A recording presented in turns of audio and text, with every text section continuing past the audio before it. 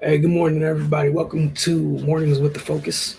Um, Wilson Tarpe Jr. will be joined shortly by we'll have Justin Walters back on today. Continue some NFL talk after we talk about last night's action in the association, NBA playoffs. Obviously, we had two game fives last night, both of which were great. One was a great game. The other one was a colossal beatdown, and we'll address both of those in just a bit. Just a reminder how things go. Just an open forum to have a discussion with you all.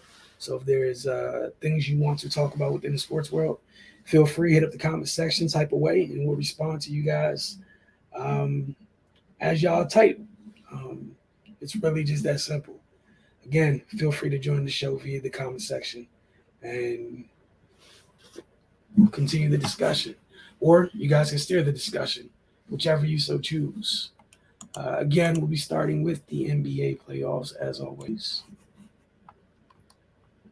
This picture still kills me. Still kills me. It's crazy. Still thinking about like that. What was it, like 15 seconds, 25 seconds, whatever, game time that in which two outstanding defensive plays occurred. We had Game Five in the Bucks Celtics series last night. The finish it was an epic finish. Depending on your rooting interest or whatever, but someone who doesn't have any rooting interest, um, it was a good game. This series has been back and forth the entire time, but last night down the stretch, it was just a great response by Milwaukee.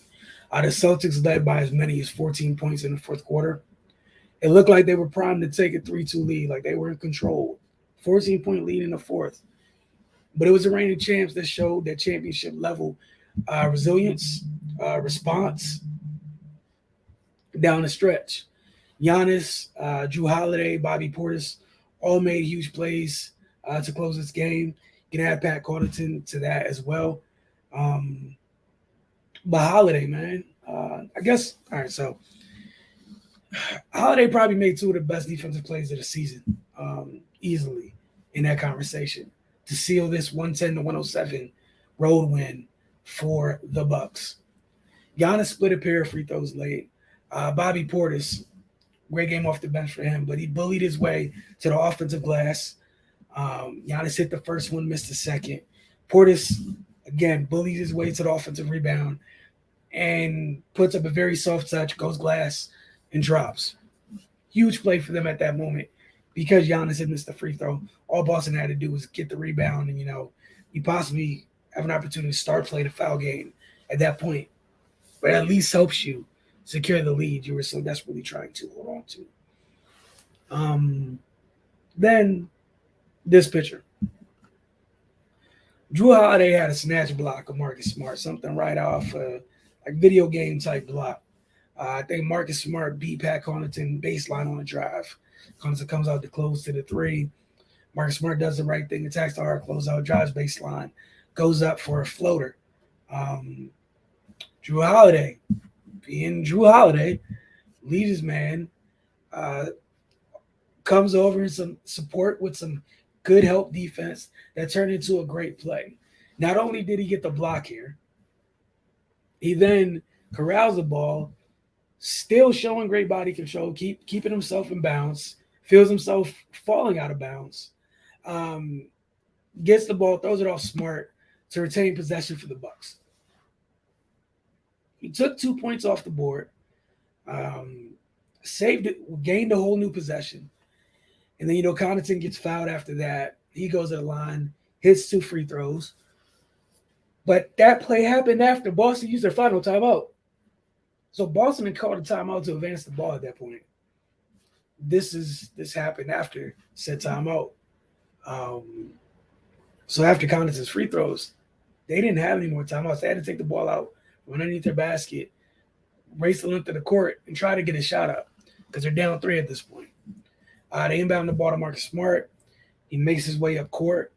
He gets like literally to the timeline. He gets literally to half court or a step within half court. Sorry. Drew Holiday with one of the cleanest plucks ever in that time of a moment, in that type of a moment. Um, just comes up with the steal. Less the remaining 2 seconds run off the clock. And the Bucks leave Boston with a pivotal Game 5 victory. We've heard so many times in postseason play how important it is when series are tied 2-2. That Game 5 is kind of like the end all be all. Doesn't always mean they guarantee that they win, but the percentages are highly in the team that win Game 5 favors. Game 5's favor as the series continues. So it was a huge win for Milwaukee. If you're Boston, you played great for like 3.5 quarters. Did so much right. You withstood a great night from Giannis. But that ending was rough. But again, credit to Milwaukee for that, though. Full credit to Milwaukee for that. Down 14, they instantly respond and close this thing out. Giannis had his best shooting night of the series so far. We've seen in 2 series now how difficult it is for star players or superstars to deal with this Boston defense. It's real. Giannis, monster in his own right. 40 points, 11 rebounds. Jrue Holiday added 24 points, 8 rebounds, 8 assists, 1 steal, and then 2 blocks. The 1 steal was at the end of the game that we were talking about. One of those 2 blocks, one of the biggest plays of the game. And again, that block was incredible. Bobby Portis talked about the night he had. Came off the bench, 14 points, 15 rebounds. Pat Connaughton added 13 points. Hit a couple key threes, free throws down the stretch. It was good. I'm sure Milwaukee was happy to have him back. Then Jason Tatum led Boston with 34 points, 6 rebounds, and 4 assists. Jaylen Brown had 26 points, 8 rebounds, 6 assists. Marcus Smart added 15, and Daniel Theis had 11. Game 6 will be in Milwaukee on Friday night, and it'll be Boston's turn to do what some other teams have had to do, or to do what some teams are presented with tonight, rather, in saving off elimination, trying to get back to Boston for Game 7. We'll see how that goes. As for the second game last evening, look, man, we're not even going to spend too much time here. The Memphis Grizzlies came out with a sense of urgency and desperation, and they played like it. They fought, they clawed, and they earned. They stomped out the Golden State Warriors in Game 5. I'm sure the Warriors came in looking to close out. Grizzlies had none of it. They routed the Warriors 134-95. Facing elimination, the youngsters came out and they decided they weren't going home. To me, it felt like the game swung wide open in like a minute stretch in the second quarter. It was like 3 or 4 consecutive live ball turnovers by Golden State, and Memphis scored on all of them. It felt like that was that. Obviously, still had another half to play, but Golden State was trying to get back in the game. At that point, I think they were within like 11, and then you had those 3 to 4 consecutive live ball turnovers, and that was that. The other thing, Memphis had great balance. 7 players scored in double figures. Steven Adams starting had an effect. They punished the Warriors on the glass 55-37, including 18 offensive rebounds. They forced 22 turnovers. Magnificent performance by the young Grizzlies. Jaren Jackson Jr., Tyus Jones, and Desmond Bane all had 21 points apiece. The series is now 3-2 in favor of Golden State. So, whether you lose by 50 or lose by 1, the only difference, the jokes hit a little different when you lose by 50 than when you lose by 1. But one loss is a loss, and in the grand scheme of things, Memphis still has a work cut out for them. They need 2 more wins. Series heads back to the Bay Friday night. We'll see if the Grizzlies can make Ja Morant's post-game chance of Grizzlies in 7 come true. Again, both of those Game 6s will be Friday night. As for tonight, we got 2 Game 6s tonight, right? Give me 1 second. I just want to double check. I want to tell you guys the wrong thing. Pretty sure we got 2 Game 6s tonight. Today is the 12th. Yeah, we got Game 6 in both Miami, Philadelphia, and Phoenix, Dallas. So again, it's pretty much which of those 2 teams, Philadelphia and Dallas, can do what Memphis did: stave off elimination. It's that simple. Just stave off elimination. Can you come out and play with the sense of urgency and desperation that is required in a situation like this? We will find out, and we'll talk to you guys about it tomorrow morning. Um, we got Justin on here. I think one of the things he wanted to talk about this morning was look at this year's rookie quarterbacks. Good morning, Justin. What's going on, Justin? Hey, what's going on, Will? Nothing, man. Good, good, good. NBA segment wasn't as long because the Grizzlies punched the Warriors, so not gonna, there's only so much breaking down you can do.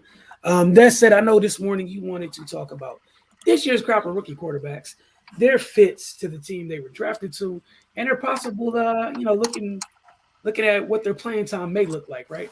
Um, so where you want to start at? What you want to start with, Mr. Pickett, since he went off the board first? Yeah, we can do that. I think like with I just found the class real interesting about how they, the way the teams picked and possibly like what their thought process might have been. Like I know the assumption is you drafted a rookie quarterback and he's going to play or he's not going to, or certain guys aren't going to play. But like felt like a guy like Pickett, Pickett and even the Falcons selection of Ritter. I think he was the second quarterback taken. That kind of like the thought process could have been, those were the two guys that were considered the most pro ready. And then, with a guy like Trubisky and even Mariota in Atlanta, that like those guys could have been viewed as, like they're kind of like looking for that, maybe you get a shot in the arm where, they're probably the more talented players, to be honest, and you get a good run, like a whole lightning in a bottle thing with those guys, and and let them see, like, whereas opposed to like normally the veterans, the one that's going to be your, your sure thing.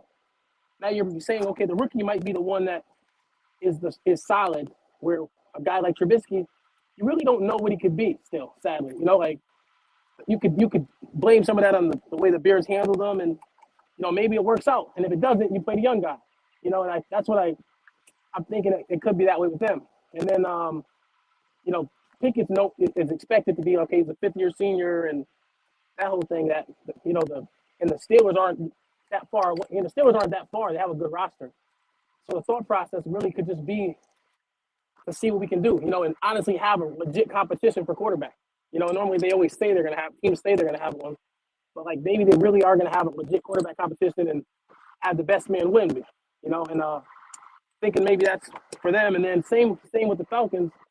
Not so much that the Falcons are ready to win, but Mariota actually played. He played pretty well, and he knows the offense because he was with Arthur Smith in Tennessee. You know what I mean? So just the whole thing of, maybe he can become the guy, to a degree, and then or if not, Ritter isn't as far away as some of the other guys that are younger. Because again, he started at Cincinnati for 4 years, so. I think just that was just the thought I had with those two. Yeah, and then the interesting way, when you take another look, I think you brought this up yesterday. Looking at Trubisky's contract, we might be looking at it the opposite, the wrong way in terms of who they view as their lottery ticket, or who they're betting on, like as the high end talent. Could be the guy they signed the cheap free agent contract to, because that $26 million is largely tied up in incentives. It's essentially it's a 2-year deal for $14 million. Essentially, if Kenny Pickett wins the job and they go with Kenny Pickett, I'm sure they probably got it out. Got to go find out, but I'll take a guess. They got it out where it's 1 year, $7 million for Mitch. So we will definitely see where that goes. But right, I think you said yesterday, right, that Trubisky's contract had a lot of incentives. Yeah, a ton of incentives, like a ton. Like I think it's set at 2 year, $26 million, but it's heavily incentivized to the point where it's more like 2 years, $14 million. Right. So $12 million of that is tied up in incentives. The next quarterback we have to talk about. Oh, we got a little while for this. At some point, Malik Willis went. Yeah, all right. Well, Desmond Ritter was the next one. I think you touched on a little bit. But I think you can see what Arthur Smith was looking at, right? Right. I mean, he actually is a lot like Mariota, as players, as you know, coming out of high school, coming out of college. But I mean, there's a lot of similarities between the two of them, and I think that actually makes for a good fit because Ritter can kind of be learning from someone who's very similar to him. Yeah, no, I agree wholeheartedly. I think that's a great look for Ritter to come in. You have an established that like Mariota, someone who's comfortable in that system already, and like you said, the similarities is something was kind of like it's a nice cautionary tale for Ritter, almost in the building with them every day. Right. And unlike the other guy, he won't mind teaching you. You know. No, not at all. Because I mean, it has like for the most part, it's kind of like you have everything to gain out of this, right? Ball out. When they go to the kid, they go to the kid. But if you handle your part, you know, maybe you show the league that you're another starting caliber quarterback in Right. this league. Right. And because you know Mariota's not that old, so Right. still have opportunities here. Especially looking around the league, looking what some of these quarterback rooms look like. Yeah, you got an opportunity. You come out, handle your business on the field. Obviously, ball out. Then when the time comes for the youngster to take over, like who knows? I don't know if Arthur Smith might be on you know the Jimmy Trey plan where the kid sits for the whole year, or is it the open competition like in Pittsburgh? I have no idea. Well, also, there's not a ton invested in Ritter. The same, you know, same with all that's guys. the other thing. Yeah. If you beat them out and you outplay them that well, you know, it really could just be your job. You know, and you know you can make them not pick a quarterback next year if you win enough games. Mm-hmm. Because again, like you said, it's a third round pick. It's not a first round pick, but a third round pick. I mean, we don't bat an eye at a third, fourth round guys getting cut in the second, third year. So it ain't the end of the world if you outplay them. You know, they don't mind, you know, having him on the bench or you know, if they're winning, you know, or he's playing that well. Right. On to another interesting situation. This one is very interesting. We got Malik Willis off the board in the third round to Tennessee. I'm not saying Tannehill needs to start looking over his shoulder, but I feel like this one had a little bit more weight to it just because of how Tennessee's year ended last year in the playoffs, where a lot of people kind of look at Tannehill like, hey, buddy, hey, guy, what happened last year? What was that? Like, what was that? What was that performance? What was that? Tell me what that was. And then it directly leads to them taking a toolsy guy. Yeah, man, that hits a little different for me. Right, agreed. But the thing about that pick, man, is that which goes a little different because Tannehill's already making money.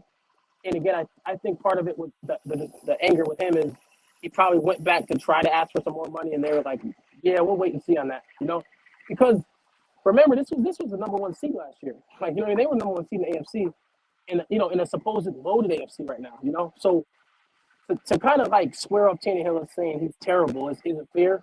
But also, I think there's a part of the Tennessee Titans meaning because they're such a well-run team, meaning, you know, with the staff and Vrabel does a good job. You know, they have a way of being able to win regular season games. And with that division, you know, you're guaranteed 4 or 5 wins. So I think just knowing, hey, we're a playoff team anyway, and Tannehill's been part of that. You know, Henry always has some type of injury and, you know, has had different injuries, and so has A.J. Brown over the years. And Tannehill's been the mainstay, you know, up and down, unfortunately, but he's been the guy leading you to these wins or quarterbacking you to these wins. So I think, you know, you're not swearing them off, but I think this last year's playoffs might have said to them, like, what's our ceiling with this guy? You know, we can win with him, but what's our ceiling? And we're always going to be, like we talked about with Pittsburgh before, it's like you're always going to be too good to get, like, Tennessee's going to have to move everything if they want to Bryce Young next year or the Ohio State kid. But like, to have a guy like with the tools on Malik Willis and take a year or two, because you can play with Tannehill. You've proven you can win with Tannehill. You know, and you're making the moves, and you know you're kind of like the AJ Brown moves. It's kind of like you're getting young around him. You're getting young around whoever your next quarterback is. Right. And Tannehill can hold the fort down. You know, and you're still having a top 20, 25, top 20 quarterback, while also seeing what Malik Willis is. Now that's like the ultimate lottery ticket because you don't need it, but if it works out, you know, it's like it's gold.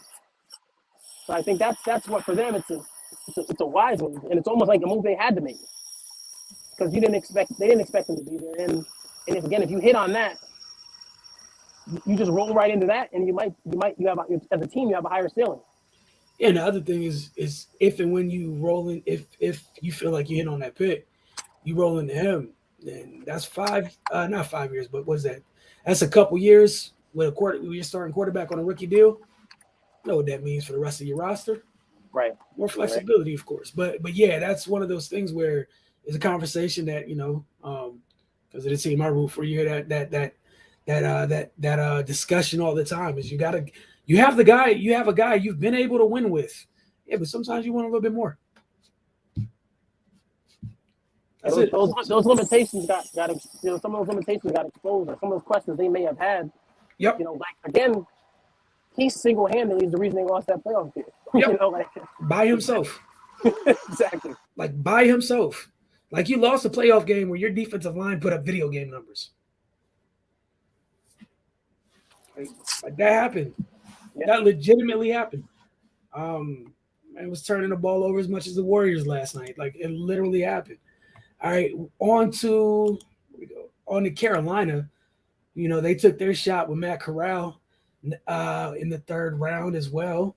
So yeah, 3 quarterbacks go off in round 3 this year. But yeah, Matt Corral or Corral, I'm sorry, I always mess up his name. Your thoughts on the Panthers taking a shot at him? Again, I don't mind it. I don't mind because they are where they are. Like I've heard somewhere that he was their top guy. I don't know. They did pass on Pickett, so that does say something. But I just think it's an opportunity. They're taking a shot here, and I kind of like that better than the whole, grabbing an older guy. Because what would Baker do for them in 1 year? What would Jimmy do for them in a year? If Darnold, let Darnold and Corral play it out, and it doesn't sound like they have any confidence in Darnold. So it's a competition. It's a competition, but they kind of already told Darnold, you're our last option. You're our fallback. It's kind of, is a slap in his face, but I think with giving Corral, and if they like him as much as they say, which, how could they really have liked him that much if they waited for the third round? But if they gave him a lot, to get him, and a pick next year and a pick this year. And it's just, I think it's taking a chance because if it works out, you got your guy for no price. If it doesn't work out, it's not the end of the world. You're going to be picking early next year anyway if things don't work out. So it's worth it. It's worth the shot. And they do have weapons. That's the thing no one really mentions. Like receivers aren't bad. They got DJ Moore, like the kind of guys that actually fit with Corral. Corral's with the quick game, and guys like DJ Moore can run with the ball. Christian McCaffrey in the flat. Robbie Anderson. I think I forgot the other receiver now, but they have weapons, so it's not like this is a terrible team. It's just the quarterback play was pretty bad. There was a point last year when they were 3-0 or something like that, where people thought they were coming up. The defense is talented, so it's really just getting serviceable play. And if Corral can do it, it's worth the shot. And Darnold, whatever, maybe if he develops more, or again, I don't even know if I see Darnold being there, but it's worth this. It's worth the shot, especially in this class. Yeah, this is a position that they're in because of a decision they made last year. You did not have to give that man his 5th-year option. You could have just traded for Sam, and that could have been the end of it. Oh, look, it didn't work out. Cool, bye. Nah, y'all traded and took the 5th-year option. Things you never had to do. At least you could have waited to see what you had. Yeah. You didn't even wait to let them fail. Yeah, and here you're at this place right now because you didn't wait. You weren't patient enough. Right. But what we do know, like you said, you talk about the weapons. They don't have to go get somebody who has to be the guy there. You just have to get somebody who can run the offense because you have talent right on the offensive side of the ball. So I'm probably like I'm in the same boat as you to a degree. I just don't see them rolling Matt Corral out there this year. And I don't see Sam Darnold being an option. I think they're getting another quarterback by training camp. Just truly believe it. Could definitely be wrong. Maybe they really like Matt Corral that much, and we'll find out. But I don't know, I, man. I think I mean I had this thought earlier. It's like I'm not against the move making any of these moves, but I just feel like for them, I wouldn't give up a pick. Yeah, no, I You know, wouldn't give up. I would Now I'm not giving I up like. wait this out. I'd wait this whole thing out Mhm. and see who gets cut. I mean, wait to see if Jimmy gets cut. Wait to see if Baker gets cut. Yeah. Like, what are you giving up? And I wouldn't give anything. Like you need every pick you can have over there. You know. Well, but that's the thing. Or maybe they feel like if we get a guy, we're not tripping off. We don't have to worry about picking that high in the first round. So I mean, that's the other thing. We don't know what the internal pressure looks like in the building, etc. Does Duke need to win this year, or does he not? And the other thing you're doing is while you're trying to figure out who you have under center, in the meantime, you need to win because you are wasting DJ Moore and Christian McCaffrey. Like you're wasting years of their lives. True. Yeah. Good point. Without having a quarterback. Right. So that's just something to keep in mind. Like, yeah, ideally, you shouldn't have to give up a good pick for this. However, I don't know if they're able to get a veteran quarterback without giving up a pick because of their prior decisions.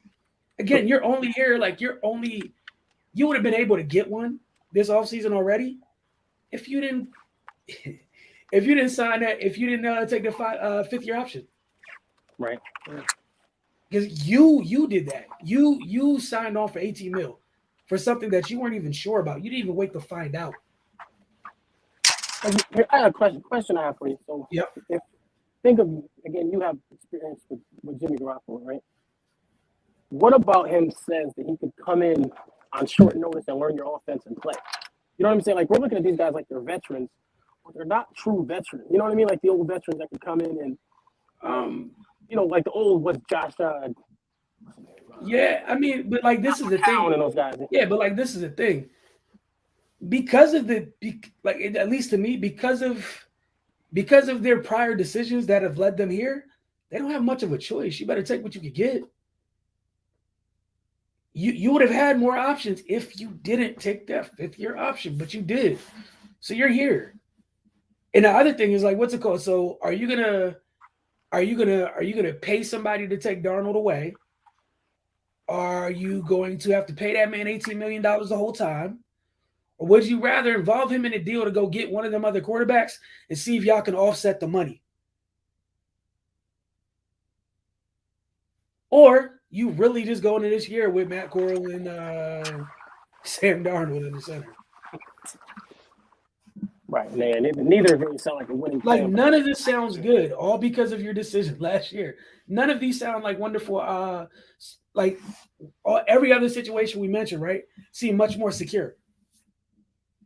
This doesn't, because at least those other places, like you had some, like even with Mitchell Trubisky, like I'm more comfortable with Mitch Trubisky, in his second stint than Sam Darnold.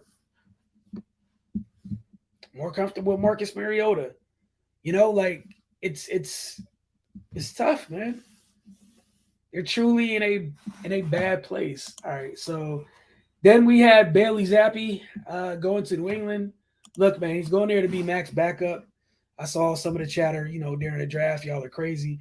He's going there to be Mac's backup. So they have two cost-controlled quarterbacks on the roster. One's a starter, one's a backup. It's not a quarterback competition. That's it. That's it. We got another quarterback. Oh, yeah. First pick in round 5. Sam Howell to the Washington Commanders. Which some people love, some people are indifferent. But your thoughts, sir? They took a chance, basically. Like that's what it is. It's a guy that may have been overhyped, and it's like if he was at any point mentioned as possibly being the number one pick at one point, then you know what? For them, it's worth a shot. And they seem. I mean, honestly, man, they seem to love Carson Wentz for whatever reason. And they seem to be really high on Carson Wentz. So if that's the case, I mean, having Sam and letting him develop and see what he becomes, I guess it's worth a shot. Again, it's a 4th round pick. And honestly, I think that was the last really possible draftable quarterback. So in that case, they had to take that. It was worth it. You know what I mean? Like if you were going to take anybody, that was the guy because there was no one after that. Yeah, I mean, I think they got good value with the pick because that's what was there. But I mean, yeah, that's seems like they're all in a Carson, like you mentioned. At least you got a backup that I guess you wanted, and you could see him being something down the line. So I mean, that's a positive for them, I guess. After that, you had a couple more quarterbacks taken. It looks like most of which most of which for depth are bringing in for competition at that point. I know there was saw another QB. You had Chris Oladukin from South Dakota State. He goes to Pittsburgh, so would be in that quarterback room to compete. Skylar Thompson went to as a quarterback went to the Dolphins, and then we had Mr. Irrelevant and Brock Right. Purdy. Yeah, With those I last don't two know. I guys, guess I think all three are kind of viewed as competing for that third spot, right? You know, that third quarterback yep, spot. You know, practice the squad practice type of squad role. spot. Yeah, yeah, Right, yeah. right. And That again, practice squad I heard, development. I actually heard Kyle said that he reminded him of what's that kid they love? Mullins probably. Yeah, yeah. Yeah. Said it reminded him of Nick Mullins, which I don't know what that means as his pro future. But again, a guy that the 49ers seem to never want to cut. So Yeah. if that means something, it means he'll be around.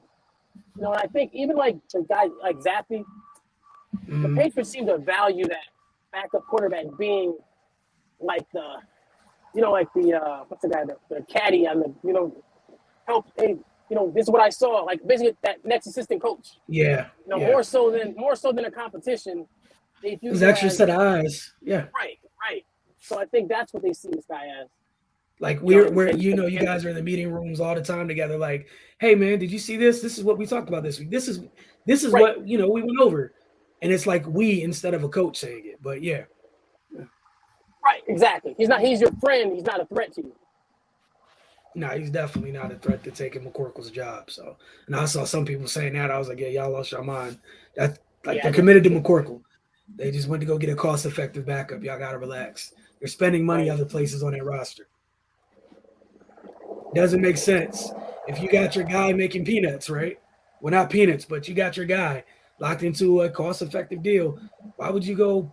Why pay why pay backup money prices? right, right, Go get somebody you can have one. Go get somebody who can be your backup for even cheaper. right, right. You know But I mean, where? that's honestly that was like one of the things I've been trying to think about. Like, is this where we're headed? You know, I think I said this the other day. Was just we get to that fifth year and then they decide if you're going to keep a guy or not. And it's like a lot of these guys start getting overpaid. You know, and you're paying someone a value they're not worth. You know, like the franchise tag puts you in the top 5 of your position. Mm-hmm. So now when you're paying the 12th best quarterback in the league, the 15th best quarterback in the league, top 5 money, you get that Kirk Cousins thing, and it's like we're just good enough to be average. You know, we're just bad enough to be good enough to be bad, or like you're just right there. Yep. It's like it doesn't benefit you. You know, I think that's where teams have to start seeing like, you run through them, like they call it graduating your guy. You know, you graduate your quarterback, and now you can say, we can win with this roster that's loaded, and we can shuffle in solid quarterbacks. That's where your Jimmy Garoppolo's, your Marcus Mariota's, those type of guys where they know their value. And I think where a guy like Baker messed himself up is the ego, where it's like, how do I bring this guy in to take a role when he thinks it's his show? It's his show, you know? Yep. But nah, I'm with you. I think it is interesting. I think because of the money that's being handed out, yeah, like it's kind of funny because everyone was sitting here talking about, how the money in the wide receiver market's going to be changing things. Man, the QB money has had a larger effect to me, honestly. Like you said, before it was almost like taken for granted. You get drafted the first round, quarterback got 5 years. No matter what, Right. you got 5 years. Man, it's more like 3 now. Right. It's more like 3, and decision comes in year 4. Right. There's no reason to take year 5 anymore. Right. And I'm not really mad at it because you should know what you have by year 4. You should know. Right. You should honestly know. That's enough. Like waiting until year 4 is enough time, even if somebody sits the first year. That's Yeah. 3 more years. You should know. And then even with the 5th-year option, if you know you have one of those guys, man, you're not even touching that 5th-year option. We're hammering out the extension immediately. Right. You know what I'm saying? Like, because we know you should know by year 4 whether you got a truck or a trailer.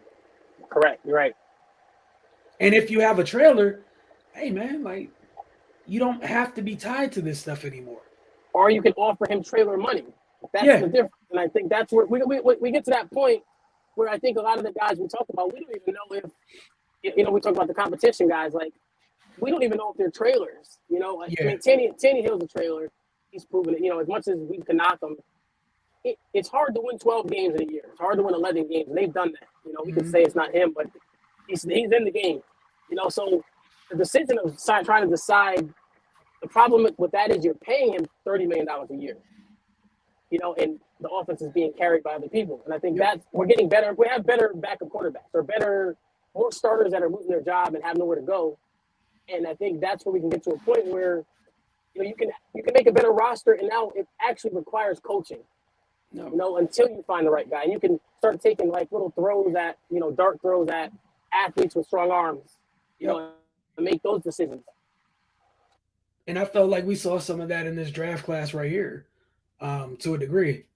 Like, just even not so much where people were drafted, but the situations they went to.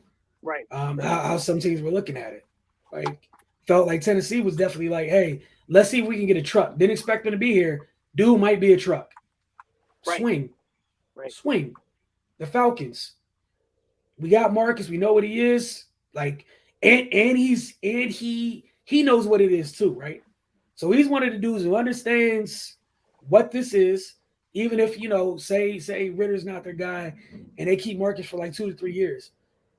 I think Marcus knows he's not about to be getting excess of 15 a year. Right. Because of I'm sorry. The thing about a guy like Marcus that I meant to say earlier was this is his chance to be like, like a Tyrod Taylor. He's just like, okay, say Ritter is the guy.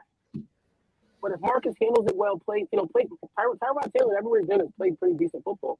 Mm-hmm. So Marcus plays good football, and now someone's like, he can groom the next. He goes to the next team and groom. And he gets paid money to groom the next guy. Okay, you're going to be our starter, and now we're going to. Yep, because of what you were just talking about. Those guys and now middle round. Right. Yeah. And the guys in that mid. I like the way you say being an adult. Yep, being an adult. Because you had Baker out here as a poster child for what not being an adult looks like in that situation. But look, man, it just ain't work out. Right. Do I want my rookie around you? Do I want you grooming Matt Corral, who may, who they say may have some head off field? So now it's like, I'm gonna have you behind this guy who's throwing a temper tantrum. Like it sounds, you hate to put football players in that thought process of, your attitude, because they're people too. But it's just, you're running the business, and the talent better be Aaron Rodgers level talent if you want to have that type of attitude, and I think that's the way life is, unfortunately. Yeah, he's not talented enough to act like that. And exactly. I'm sorry, I don't know a better way to say it. To be able to have to buy that type of patience and tolerance, you got to be dumb gifted, man. You're not in that group, so you got to chill out. You might want to call James and figure out a better way to go about it, because I think that's the only reason James has value right now is because of what you're talking about.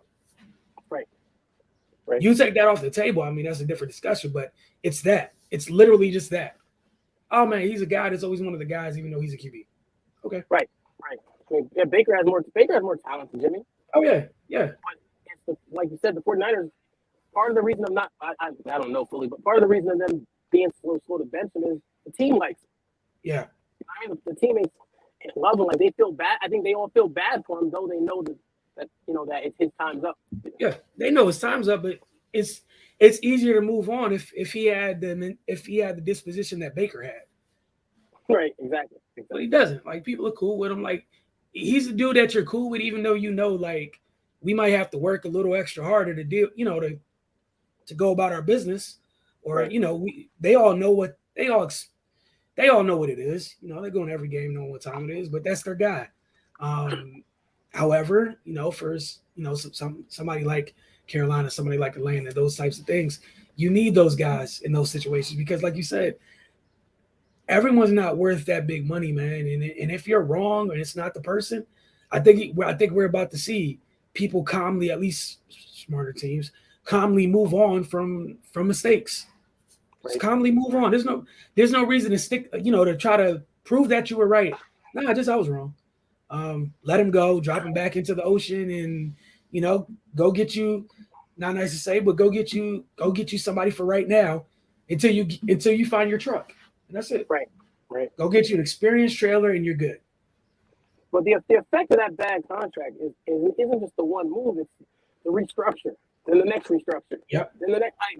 That's what you end up doing, and you're by the time you're done with this guy, you got $60 million sitting there. Yep.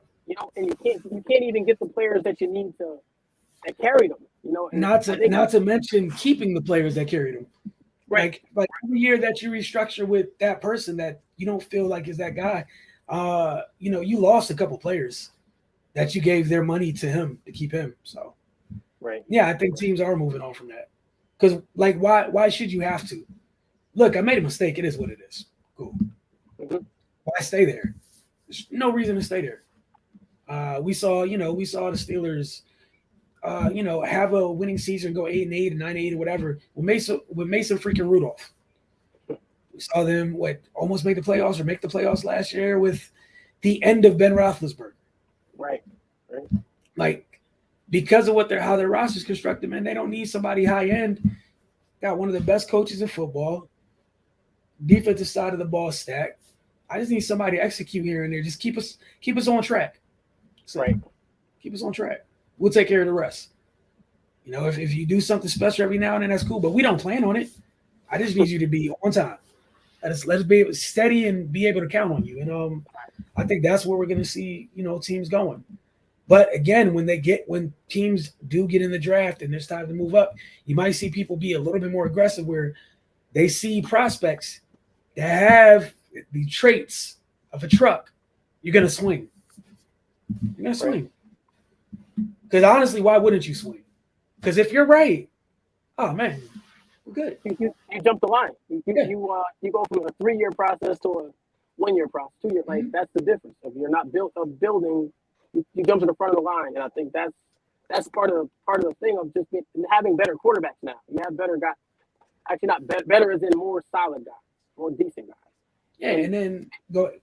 I'm saying now we're gonna go to a world of of $10 to $20 million quarterbacks instead of paying the top guys make their 40 or more, but stop paying everyone else 25, 28, 32, whatever. Like you just have that little range of a pocket of guys and like actually have true competition for the position like you do everywhere else. Mm-hmm. And I think the other thing that goes like hand in hand with this is the fact that even the receiver market as it grows bigger, receivers coming out more and more ready to go. You have more confidence that like maybe I don't have to swing for one in the first round anymore. Right. Where getting a second round, I know it's gonna be a little bit cheaper early on. Or the other side of this is if they're coming out ready to go, let me go get them if they're sliding. They might be a second round pick, but if I can get back up into the first, I got 5 years of them. Right. I'm only using those 5. Yep. Unless he's right. I'm only using those 5 unless he's in that top 15 category or top 10 category.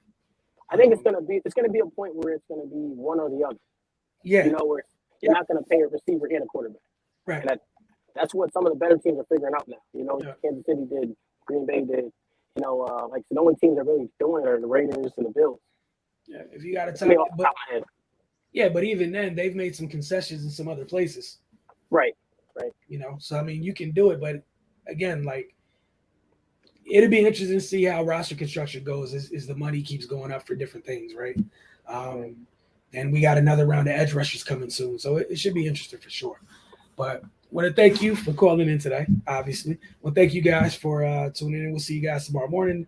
Again, more NBA to start tomorrow's show, and we'll find something to talk. Oh, we'll end up talking about the NFL schedule because it's coming out today, so I'll tell you that right now. take a look at the schedule, take a look at the games on said schedule, what your teams might be doing, if you guys are happy about your schedule, if you hate your schedule, etc. But y'all have a great day. Thanks for spending your mornings with the Focus.